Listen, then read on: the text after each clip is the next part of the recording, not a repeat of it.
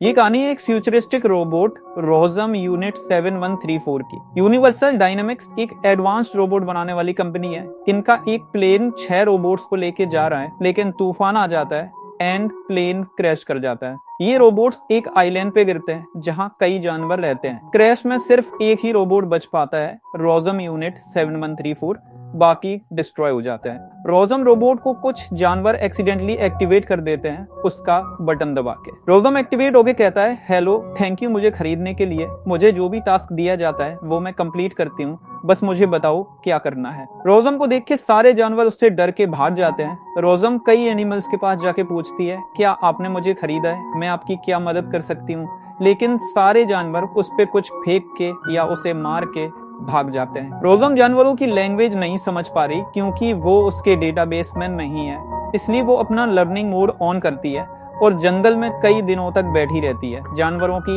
आवाज सुनते हुए। और फाइनली अब उसको सारे जानवरों की लैंग्वेज समझ आ रही है। लैंग्वेज सीख के वो जानवरों को जोर से बोल के अनाउंस करती है कि वो है रोजम 7134, एक एडवांस्ड रोबोट जो तुम्हारी हेल्प करने आई है। जानवर उसे मॉन्स्टर समझते हैं और उससे दूर भाग जाते हैं। कई दिनों तक जंगल में भटकने के बाद कोई जानवर उसकी हेल्प नहीं लेता, तो रोजम अपना रिटर्न ट्रांसमीटर ऑन कर देती है ताकि कंपनी वाले आके उसको वापस ले जाएं। उसने अपना रिटर्न ट्रांसमीटर ऑन किया ही था कि कई जानवर उस पर हमला कर देते हैं। वो बच के भागती है और एक भालू की एक केव के पास पहुंच जाती है। अब वो बड़ा भालू भी उसके पीछे पड़ जाता है।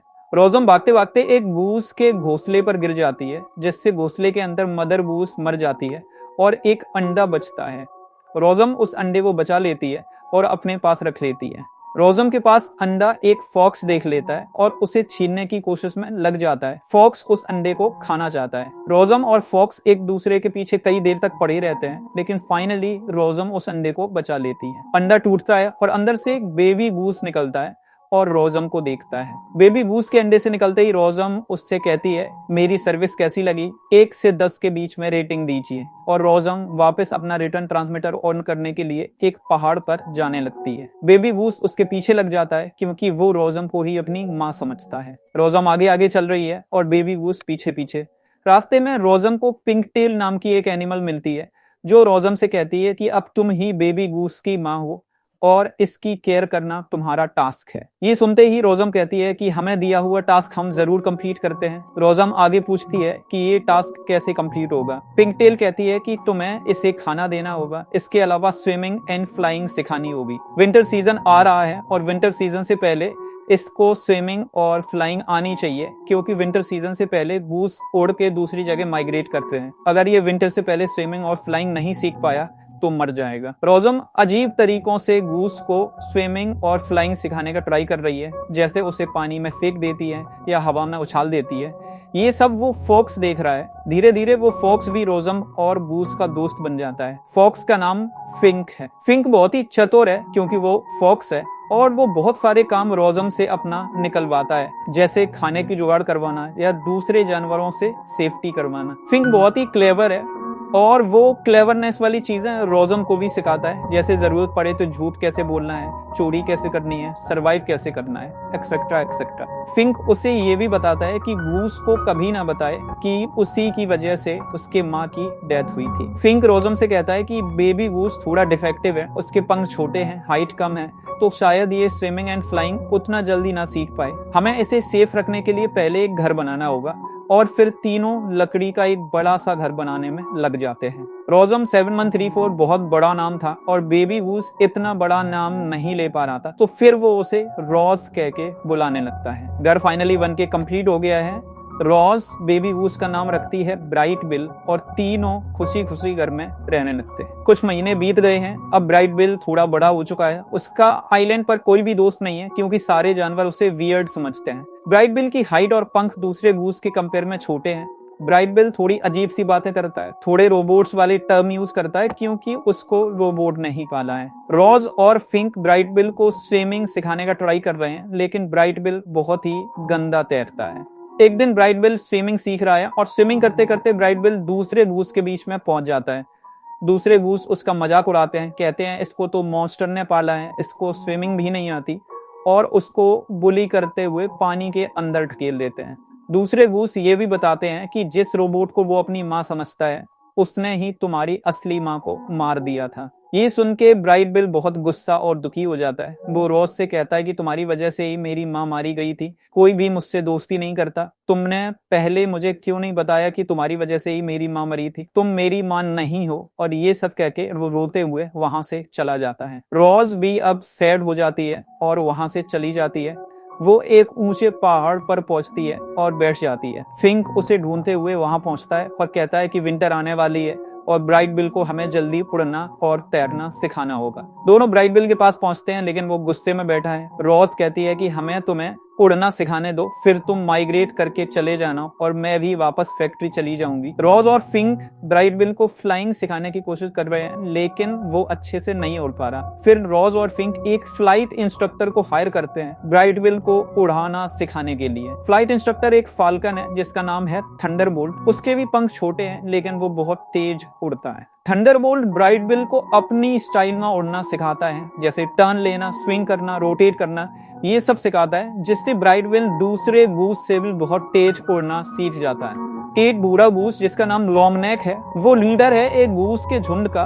वो रोज और ब्राइट बिल को कई दिनों से ऑब्जर्व कर रहा था। वो रोज के पास जाता है और ब्राइट बिल की तारीफ करता है। वो उसे इनवाइट करता है अपने झुंड में ताकि वो उनके साथ माइग्रेट कर पाए। ब्राइट बिल और रोज बहुत खुश हो जाते हैं और फाइनली माइग्रेशन का दिन आ जाता है। लॉन्ग नेक ब्राइट बिल की सारे गूस के सामने तारीफ करता है और सबसे मिलवाता है और माइग्रेशन के दौरान आने वाले पॉसिबल खतरों के बारे में भी बताता है। जाने से पहले ब्राइट बिल रोज से पूछता है कि क्या तुम मुझे यहाँ मिलोगी जब मैं वापस आऊंगा।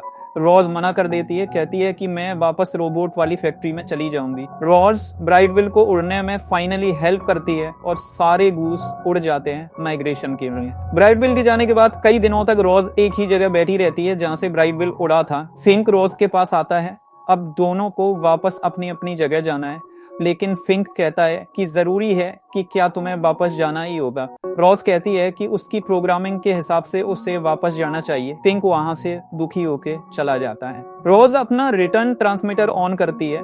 फैक्ट्री तक सिग्नल भी पहुंच जाता है लेकिन फिर रोज वो ट्रांसमीटर ऑफ कर देती है और वापस घर आ जाती है जहां फिंक ऑलरेडी बैठा हुआ है। रोज फिंक से कहती है कि वो ब्राइट बिल के वापस आने के बाद ही जाएगी। फिंक कहता है कि प्रोग्रामिंग के हिसाब से तो तुम्हें वापस जाना चाहिए, लेकिन रोज कहती है कि मैं प्रोग्रामिंग को ओवरराइड कर रही हूँ। कुछ महीने बीत जाते हैं और सर्दी अब आ चुकी है।